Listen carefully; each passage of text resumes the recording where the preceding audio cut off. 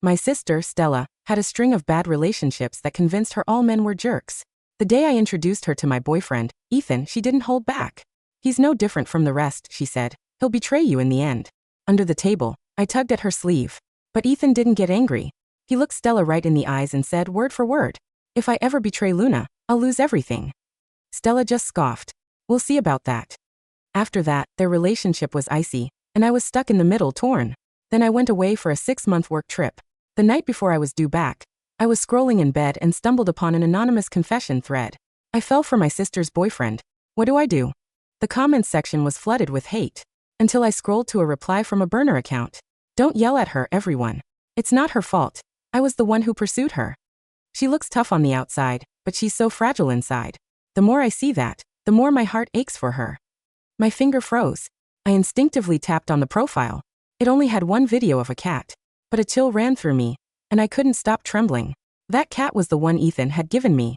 I zoomed in on the video again and again, afraid to miss a single detail. But every detail told me, this was the cat from our first anniversary. Ethan had braved a snowstorm to deliver it to me exactly at midnight on my birthday. He said the kitten's name was Happy. He hoped I'd be happy every day after that. A massive sense of absurdity washed over me. I could barely breathe. I exited the profile and scrolled back to the beginning of the confession thread. It had been posted an hour ago. First time I met him, I hated him. I'd been betrayed before, so I had zero good feelings for men. But he was good to my sister. She has a sensitive stomach, so he kept a note of what she could and couldn't eat. Whenever she worked late, he'd pick her up, no matter how late it was. He remembered all her likes and dislikes. His profile picture, his social media posts, his background, it was all her. I bit down hard on my lip, tasting iron. Ethan was so good to me. He remembered my period every month, always keeping pain meds in his bag. Once, I was writhing in pain from cramps in the middle of the night, and he immediately bought the earliest flight to come to me, just to bring me medicine. Things I'd casually mention, he'd take to heart and make happen the next day. He was an atheist, but for me, he'd even visit a church and pray for my safety. I'd always felt lucky to have found the best man in the world. My hands shaking, I continued to scroll down. Later, my sister went on a business trip and told me to go to him if I needed anything, saying he was reliable. I said I'd rather die than ask him for help. That night, there was a heavy rainstorm, and the light bulb in the house suddenly blew out. I'm afraid of the dark, and no one answered when I called maintenance. I had no choice but to dig out the number my sister left and called him. Half an hour later, he appeared at the door, soaking wet, smiling as he said, "Turns out you get scared too." In that moment, I felt something I couldn't explain. I remembered that Ethan would update me daily. That night, when we were on FaceTime, he'd brought it up himself. "Stella looks fearless, but she's actually afraid of the dark." He talked about Stella for a long time, laughing as he spoke. His laughter held a hint of fondness. At the time, I didn't think much of it and even told him that if Stella ever needed anything, he had to help her immediately. After that, whenever something broke at home, I'd instinctively think of calling him. We started seeing each other more often, and I guess I didn't hate him as much anymore. He often waited for me to get off work, then accompanied me to the grocery store or to watch a movie. He even learned how to cook my favorite dishes, and just like with my sister, he wrote down what I liked and disliked in his notes. I once said, "Could you please stop using Luna's picture as your avatar when we talk?" And he immediately changed it to an avatar with the same color scheme as mine. My feelings for him became more and more complicated. That avatar was the first photo he took of me when we first started dating. I'd even teased him about it back then. "Aren't you afraid people will laugh at you for using my photo?" He gently squeezed my cheek, a proud look on his face. "My girlfriend is so beautiful, of course I want to tell everyone." He'd used it for 5 years, never changing it no matter what anyone said. The day he changed his avatar, I'd asked him about it. He said it was for work reasons. I believed him. Turns out it was because of one sentence from Stella. Tears welled in my eyes, blurring the screen. Tonight he and I went to see a movie. At the end, he suddenly turned to me and asked, "Do you like me?" I heard my own heartbeat, and then I heard him say, "I wish I had met you sooner." I couldn't control myself and kissed him. He didn't pull away. I feel disgusted with myself for doing such a thing to my sister's boyfriend, but I can't control how I feel about him. My sister comes back tomorrow. I don't know how I'm going to face her. My stomach churned, a wave of nausea rushing to my throat. I hunched over the bed, dry heaving, but nothing came up. Our parents died in a car crash when I was 8 and Stella was 13. Stella went to all my parent-teacher conferences. She braided my hair every morning. Stella taught me how to use a pad when I first got my period. When I brought Ethan to meet her, I desperately wanted her approval, because in my heart, she had already surpassed even my mom. But now, the person I loved most, the person I cherished most, both of them had been hiding so much from me. My heart felt like it was being ripped open, and I curled up on the bed, only able to whimper. The confession thread's popularity soared. The hateful comments grew more and more intense. Gross. Flirting with your sister's boyfriend, and acting all innocent here? How disgusting is that? My heart goes out to the sister. The two people she loves most getting together behind her back. It's suffocating just thinking about it. Can't control yourself? Why don't you just die? And this guy, what a total piece of trash.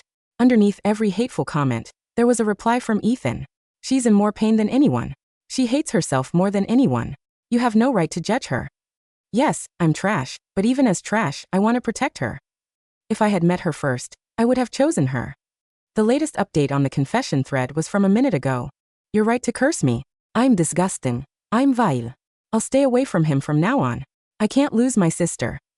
My phone slipped from my grasp and clattered to the floor. I had been so excited, thinking I'd be home tomorrow. Now, I didn't know how I could face them. The city lights glowed outside, and I spent a sleepless night. After a painful internal struggle, I still dragged my luggage to the airport. Stella's message arrived promptly. Luna, I'll be waiting for you at the exit. Ethan's message came a minute before I boarded. Luna, be careful on your way. I'll be waiting for you. This was the only message since our hasty call last night. Normally, he'd call me half an hour beforehand to wake me up. He'd fuss over me, reminding me not to forget my ID, not to forget my things, not to forget to eat breakfast. Then he'd text me constantly throughout the journey, telling me to be safe. But now it was just a brief sentence. I didn't reply. I turned off my phone and closed my eyes. When the plane landed, I saw Stella and Ethan at the exit, standing 2 meters apart, one on my left, one on my right, like strangers. Stella's eye makeup was heavy. It was almost impossible to tell she'd been crying last night. She was always like that, never showing her vulnerable side. Not even to me. Ethan didn't rush over excitedly like he used to. He adjusted to what looked like a natural smile, and pulled a bouquet of flowers from the trunk. Luna, welcome back. When he handed me the flowers, both Stella and I froze, because he was holding white roses. Those were Stella's favorite flowers. I fought hard to control my expression, to keep myself from breaking down. Stella only liked white roses, and I was the one who told him that. I only liked baby's breath. He had never gotten it wrong all these years. He finally realized he was holding white roses. His eyes darted nervously for a moment. Then he quickly tried to cover it up. I was in such a rush this morning, I didn't even notice I grabbed the wrong flowers. I'll get you a bigger bouquet later, he said, then instinctively glanced at Stella. Stella didn't look at him. She walked straight over and took my suitcase. Come on, I'll take you to get something good to eat. Normally, Stella, Ethan, and I would go out and feast on all our favorite foods. But those words from the confession thread kept replaying in my mind. I managed a strained smile. You two go ahead. I need to go back to the office first. Ethan stepped forward. I'll drive you. No need. I refused without thinking. Perhaps my emotions were too intense. Ethan and Stella furrowed their brows, their eyes filled with confusion. I lowered my head, took my suitcase back from Stella, and steadied my voice. The company is waiting for my report. I won't be back until a bit later. Their brows relaxed and Stella smiled. Okay, then I'll make your favorite dinner tonight. Ethan curved his lips. Then call me when you're done, and I'll pick you up. I nodded. Pulling my suitcase, I fled the airport like a phantom and hailed a taxi to the company. Outside the window, familiar streetscapes sped past. I had lived in this city for 25 years. Every road held a trace of both of them. Stella would always rip into Ethan over something he said. Each time, Ethan would raise his hands in surrender, muttering, my bad, my bad. Then he'd quietly lean into my ear and complain. Stella is so fierce. Those days were truly happy. Snapping back to reality, I realized my face was streaked with tears. The taxi driver glanced at me in the rearview mirror. Ma'am, nothing's impossible to get over. You gotta look forward in life. I gave an embarrassed smile and wiped away the tears from my eyes. I got out at the company building, paid the driver, and took a deep breath, looking up at the office tower. I'd been on a business trip for 6 months, temporarily assigned to an out-of-state project. Because of my excellent performance, my manager had even wanted to send me to participate in a secret overseas project. I had refused, because Ethan said he wanted to get married soon.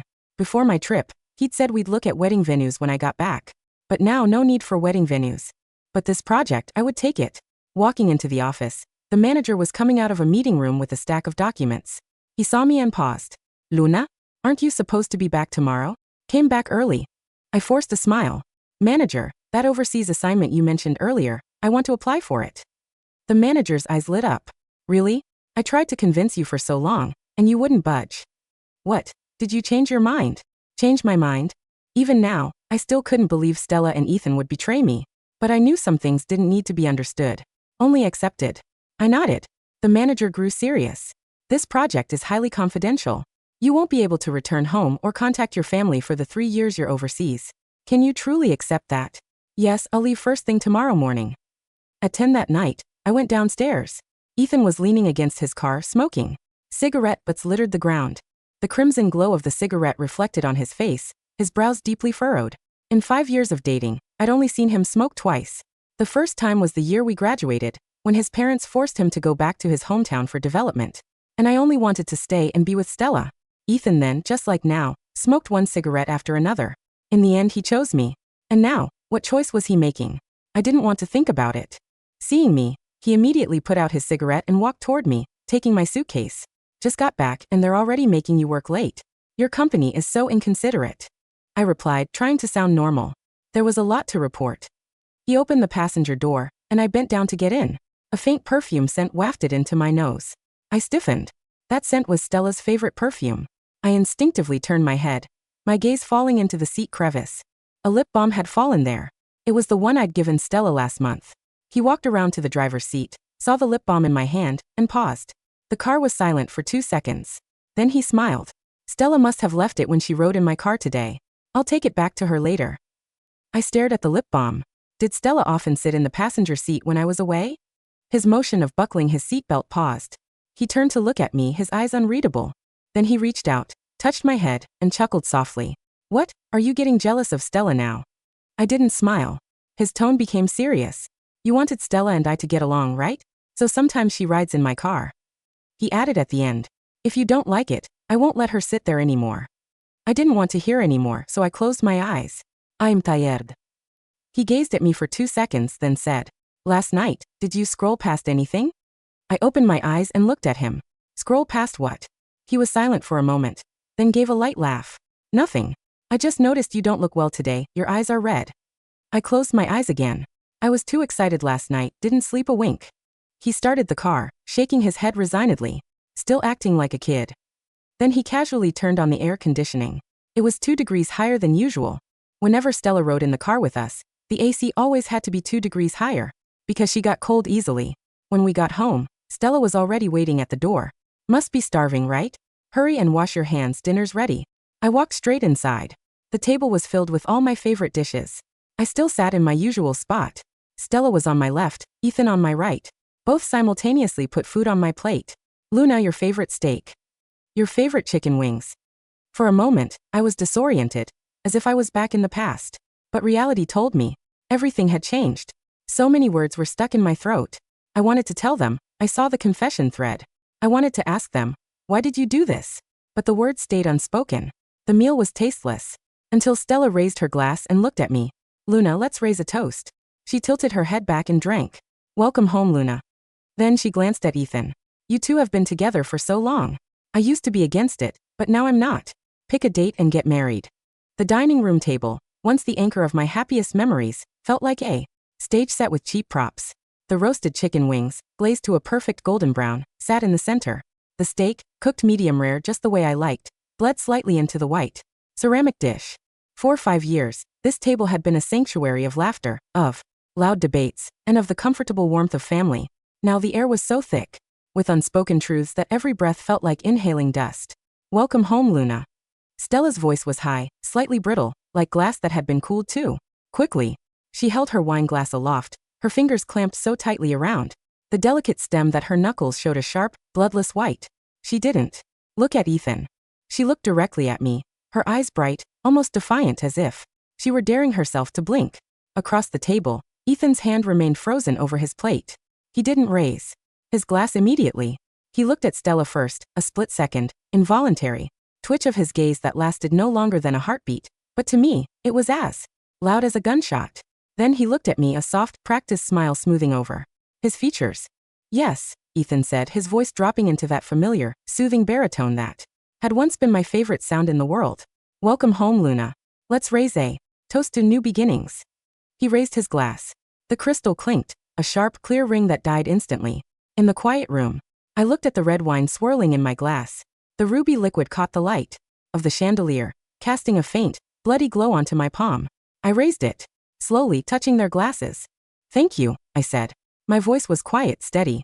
I was surprised by how steady it was. "It's good to be back." Stella took a deep, gulping draught of her wine, nearly emptying the glass in one go.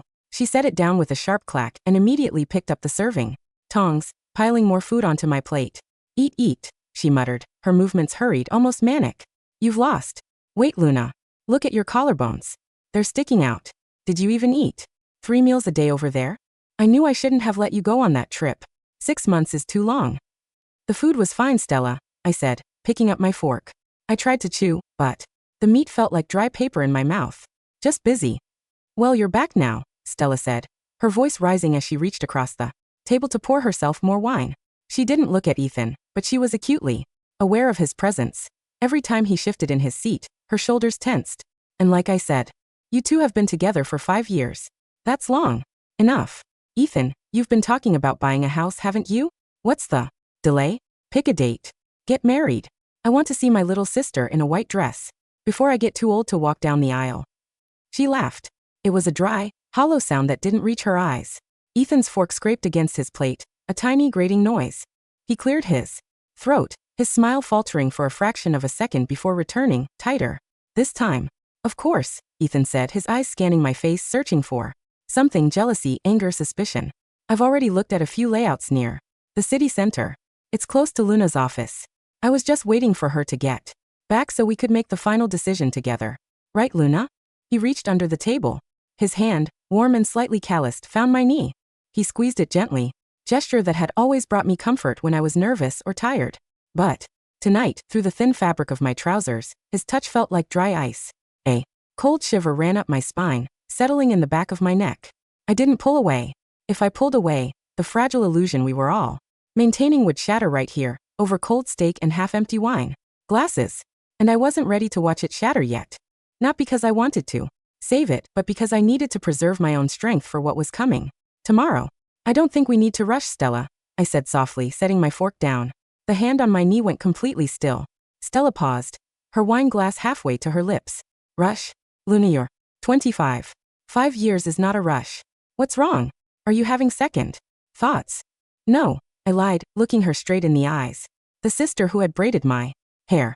The sister who had protected me from the cold world when our parents died. The sister who had spent the last 3 months letting my boyfriend cook her favorite meals in my absence. "I'm just tired from the flight. And the company has some major restructuring coming up. I want to focus on my career for a bit longer." Ethan's hand slowly slid off my knee. He picked up his water glass, his knuckles tense. "Luna is right," Ethan said, his voice flat. "The wedding can wait a few months. Her career is important." "Fine," Stella muttered, turning her head away to stare at the dark window. "Do whatever you want. I was just thinking about your future." "I know, Stella," I said, reaching over to touch her hand. Her skin was freezing, dry and rough. "I know you always think about me." She didn't pull her hand away, but she didn't squeeze mine back either. She just sat there, staring into the dark glass, her reflection pale and ghostly against the night. By midnight, the apartment was quiet. Stella had gone back to her own place, refusing Ethan's offer to drive her home. "I'll take a cab," she had said, her voice sharp and final. "You two need some time alone." Now, Ethan was in the bathroom, the sound of running water echoing softly through the flat. I sat on the edge of our bed, the room illuminated only by the faint blue glow of the streetlights outside. My suitcase stood in the corner, still packed, its zippers closed. I hadn't unpacked a single thing. I pulled out my phone and opened the anonymous forum again. The thread had grown. It was now trending on the front page of the app, with thousands of comments. I scrolled past the endless stream of judgment, searching for the green author tag and the familiar burner account that I now knew belonged to Ethan. There was a new update, posted 40 minutes ago, right around the time Stella was leaving our apartment. "Author, she's back. We had dinner tonight. My sister told us to get married. She looked me in the eye and said it, and I wanted to die. I wanted to scream and tell her that the man she wants her sister to marry is a monster who dreams about her every night." A reply from Ethan's burner account appeared 2 minutes later. Burner_991. "Don't do this to yourself. You are not a monster. I am. I will marry her. I will give her the life she deserves, and I will carry this guilt to my grave." Please don't cry anymore. Your eyes were so red today at the airport and it broke my heart. I stared at the screen. The blue light reflected in my eyes, cold and unblinking. I will marry her. I will carry this guilt to my grave. How noble. How incredibly selfless. He would sacrifice his true love to perform the duty of being the perfect partner to me, while Stella would play the tragic, silent martyr, watching us from the sidelines, her heart breaking in beautiful, cinematic agony. And what about me? I was the prop, the oblivious, delicate little sister who had to be protected from the truth, whose happiness was built on a foundation of their grand, silent sacrifices. A small, bitter laugh escaped my throat. I stood up, walking silently to the living room. The apartment was filled with things we had bought together. The gray linen sofa, the wooden coffee table with the circular water rings we always forgot to use coasters for, the small framed prints of the city we had bought at a flea market on our 3rd anniversary. I walked to the kitchen and opened the small drawer near the refrigerator where we kept spare keys, takeout menus, and old receipts. Buried beneath a stack of menus, I found a small, black velvet box. I opened it. Inside was a diamond ring. It wasn't large, but the stone was clear, catching the dim light of the kitchen. Ethan had probably bought it 3 months ago, right around the time I left for my business trip, before he began picking Stella up from work, before he learned how to cook her favorite dishes. I took the ring out of the box. It felt surprisingly light. I slipped it onto my ring finger. It was a perfect fit. He had remembered my size. He had remembered everything about me, right up until the moment he forgot. I heard the bathroom door open, followed by the soft sound of Ethan's bare feet on the hardwood floor. I didn't take the ring off. I stood there, holding the empty black box in my hand, waiting for him. He walked into the kitchen, a towel draped around his neck, his hair damp. Seeing me standing there in the dark, he paused, his eyes widening slightly. Luna, he asked, his voice low. What are you doing? Why aren't you in bed? Then his gaze fell on the black box in my hand, and then on my finger, where the diamond glinted in the dark. His breath hitched. For a second, a flash of pure terror crossed his face, the fear of a man who had been caught. But he quickly suppressed it, his shoulders dropping as he tried to force a warm, emotional smile. You found it, he whispered, taking a step toward me. He reached out, his hand trembling slightly as he tried to take my hand. I was going to propose to you tomorrow night. I had a whole dinner planned at the restaurant where we had our first date. I looked at his hand, then up at his face, the face I had loved for 5 years, the eyes that had looked at my sister with a fondness that made my stomach turn. It's beautiful, Ethan, I said softly, my voice devoid of any emotion. Do you like it? He asked, his voice thick with a strange, desperate hope. He wanted me to say yes. He wanted this ring to bind us, to lock him into the safe, guilty prison of our marriage, so he would never have to face the terrifying depth of his feelings for Stella. I do, I said, sliding the ring off my finger. I placed it back into the velvet box and closed the lid with a soft, decisive snap. But I don't think it belongs to me anymore, I said. Ethan froze. The smile vanished from his face, leaving behind a cold, pale mask. What do you mean, Luna? Of course it belongs to you. Who else would it belong to? I'm tired, Ethan, I said, walking past him without answering. I'm going to sleep in the guest room tonight. My back hurts from the flight. He didn't follow me. He stood in the dark kitchen, the empty black box resting on the counter, his shadow long and silent against the white tiles. The morning sun had not yet risen when my alarm went off at 5 a.m. The apartment was freezing. I sat up in the single bed of the guest room, my body stiff. I had not slept. I had spent the last 5 hours staring at the ceiling, listening to the quiet hum of the refrigerator and the occasional heavy sigh of Ethan from the master bedroom next door. I stood up, dressed in a simple dark trench coat, and pulled my suitcase from the closet. I didn't pack anything else. The clothes, the books, the 5 years of shared memories, I left them all behind. The only things in my bag were my passport, my graduation certificates, and the single folder containing my contract for the overseas project. I walked into the living room. Ethan was asleep on the sofa. He had probably moved there in the middle of the night, unable to sleep in our bed. His face looked older in the dim light of dawn, his brow slightly furrowed even in sleep, a faint scent of stale cigarette smoke clinging to his clothes. I walked over to the kitchen counter. I took our apartment keys off my key ring and laid them gently next to the black velvet box. Beside them, I placed a single printed sheet of paper, the first page of my employment contract with the confidential overseas project, showing the departure date, October 14th, 8:30 a.m. And beneath it, I left a small, handwritten note. Ethan, Stella. I saw the thread. I saw the comments. You don't have to carry your guilt to the grave anymore, Ethan. And Stella, you don't have to cry in the dark. I'm leaving. Don't look for me. The project is confidential and my phone number will be deactivated by the time you read this. I loved you both more than my own life. But some things cannot be fixed, only left behind. Be happy. Or don't. It no longer has anything to do with me. I looked at the note for a long time. My heart, which had been in a constant, suffocating vice for the past 24 hours, suddenly felt light. Empty but light. I pulled my suitcase toward the front door. As my hand touched the brass doorknob, I paused. I looked back at the living room, at the gray sofa, at the man sleeping there. I thought about Stella, probably waking up in her empty apartment, her eyes swollen from crying, her heart heavy with a guilt that had no outlet. I opened the door, stepped out into the cold gray morning, and pulled it shut. Behind me, the lock clicked. It was a small, clean sound.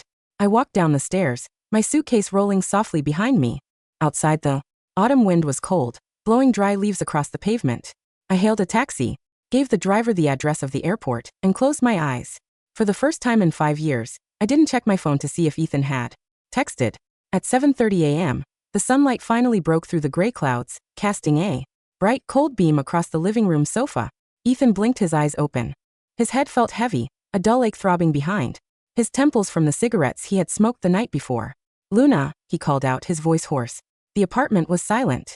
The only sound was the distant hum of traffic from the street below. He stood up, stretching his stiff back, and walked toward the guest room. The door was open. The bed was made, the sheets pulled tight, completely devoid of any warmth. A sudden, sharp panic seized his chest. He rushed into the master bedroom. The closet door was slightly ajar. He pulled it open. My clothes were still there, hanging in neat, silent rows. But my suitcase, which had been standing in the corner, was gone.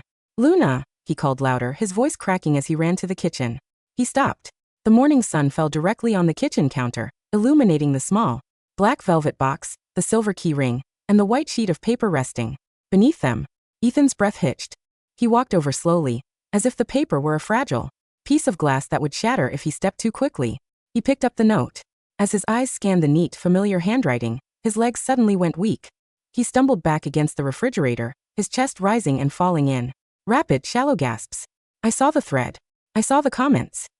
The words felt like physical blows, knocking the air from his lungs. He pulled out his phone, his fingers trembling so violently that he dropped it twice onto the kitchen floor. He opened the anonymous forum. The thread was still there, but it had been locked by the administrators due to unusual activity. The final comment from Stella's burner account, posted at 2 a.m., stared back at him. Author, I can't do this anymore. I'm going to tell her. I'm going to tell her everything tomorrow. I can't look at her face and pretend anymore. It's killing me. And his own reply, posted shortly after. Burner_991. Don't. If you tell her, we both lose her. Let me handle it. I will. Marry her. I will make her happy. Please, Stella, just trust me. Ethan let out a low, choking sound, a mix of a sob and a laugh. They had tried so hard to protect her. They had spun a web of silent sacrifices, of noble martyrdom, believing they were carrying the heavy burden of their forbidden love alone. And all the while, Luna had been standing in the dark, watching them perform their tragic play. His phone buzzed in his hand. It was Stella. Ethan, she gasped, her voice raw, frantic. I can't find Luna. I've called her 10 times, and her phone is deactivated. I went to her office, and they said she resigned yesterday. What's going on? Is she with you? Ethan looked at the white sheet of paper in his hand, the first page of the contract for the confidential overseas project. She's gone, Stella, Ethan whispered, his voice dead, devoid of any warmth. What? What do you mean she's gone? Where did she go? She saw the thread. Ethan said, a single cold tear spilling over his cheek. She saw everything. She left her keys, her ring, and she left a note. On the other end of the line, there was a sudden absolute silence. Then, the sound of a glass shattering against a hard floor, followed by a low, desperate wail that sounded like a wounded animal. No, Stella sobbed, her voice breaking into hysterical pieces. No, Luna, my little sister. No, no, no. She's gone to Northern Europe, Stella, Ethan said, his gaze fixed on the black velvet box. The project is confidential. 3 years. No contact. We can't find her. It's my fault, Stella shrieked through the phone. I did this. I ruined her life. I'm a monster. I should have died in that car crash instead of our parents. We did this, Stella, Ethan corrected her, his voice chillingly calm. Both of us. He hung up the phone. He looked at the black velvet box, then at the keys, and finally at the empty, silent apartment. The love they had felt for each other. that intense, tragic, forbidden emotion that had kept them awake at night, suddenly felt like a cold, gray ash. It had no warmth left. It had no beauty. Without Luna's presence to define their guilt, the guilt itself became their only reality. They could never be together.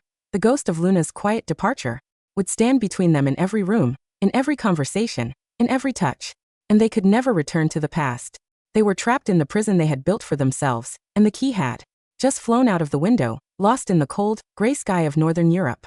The winter in Copenhagen was long, dark, and incredibly quiet.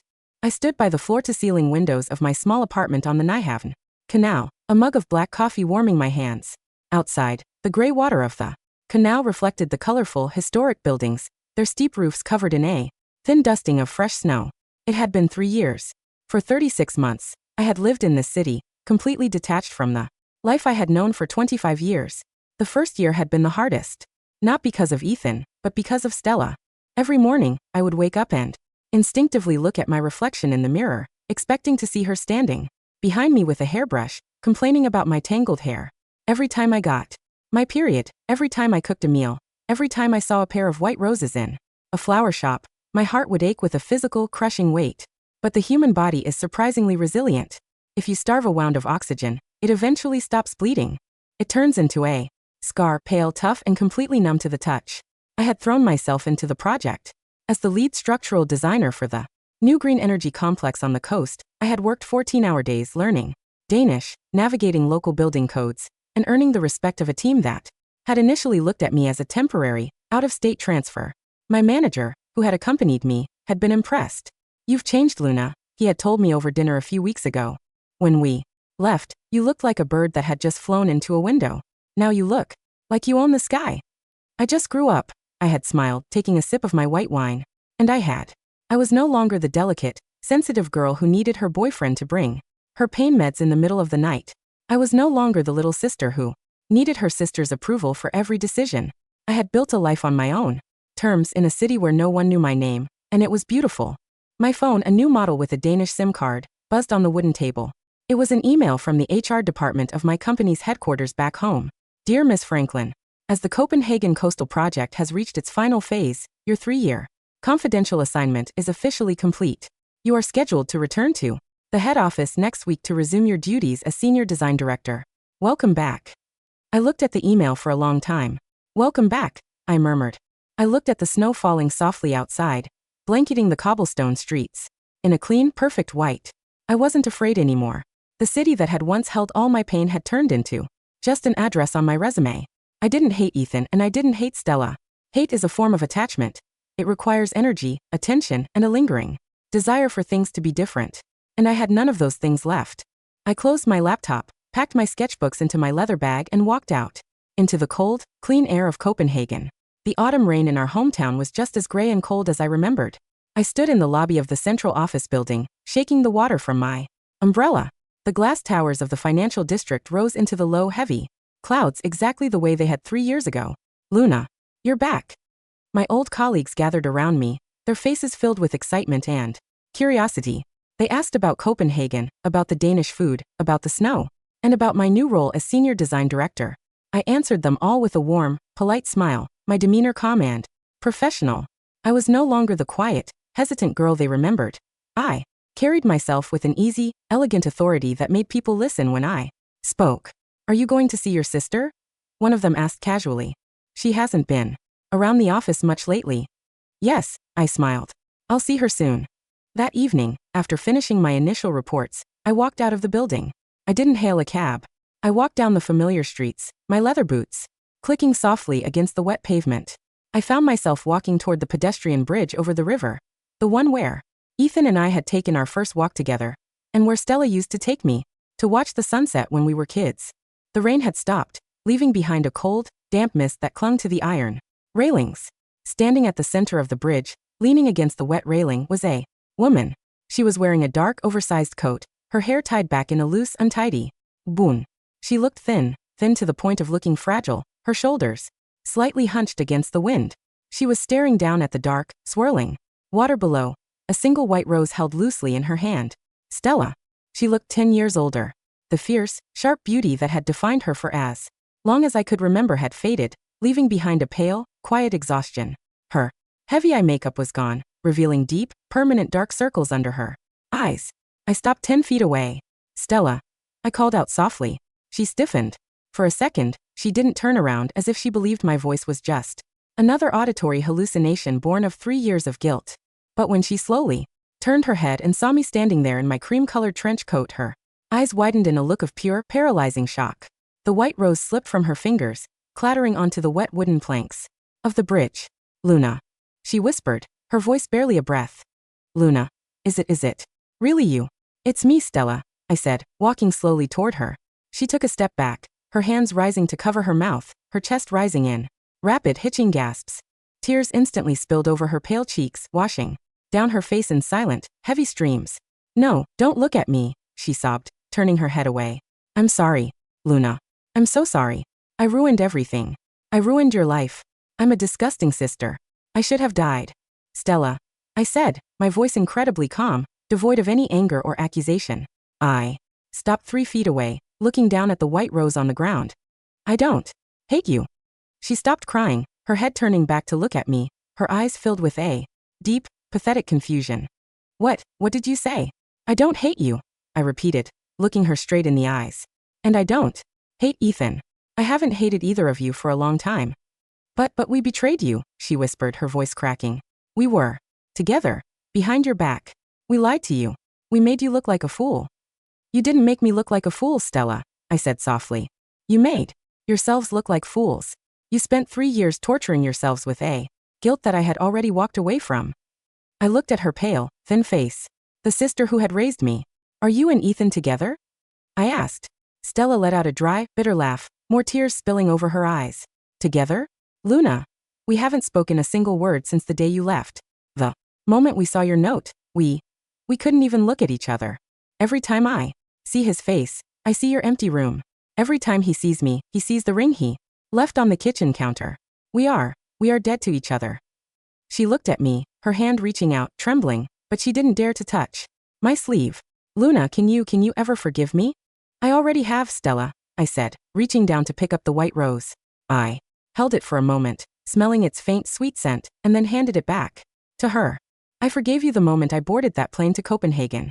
But forgiving you doesn't mean we can go back. Stella's breath hitched. What do you mean? You were my sister, Stella, I said, my voice turning slightly cold. Final. And you will always be the woman who raised me. I will pay for your medical bills if you get sick, and I will make sure you have a place to live if you need one. But I will never have dinner with you at that table again. I will never tell you my secrets, and I will never let you braid my hair. No. Stella wept, her shoulders shaking as she clutched the white rose to her chest. Luna, please. Be happy, Stella, I said, turning my back to her. Or don't. It no longer has anything to do with me. I walked away. Behind me, the sound of her crying was loud, desperate, echoing off the iron railings of the bridge. But as I walked down the steps and onto the wet street, the sound gradually faded, swallowed by the quiet, steady hum of the city. 2 days later, my phone buzzed with an email from an unknown address. Luna, Stella told me you're back.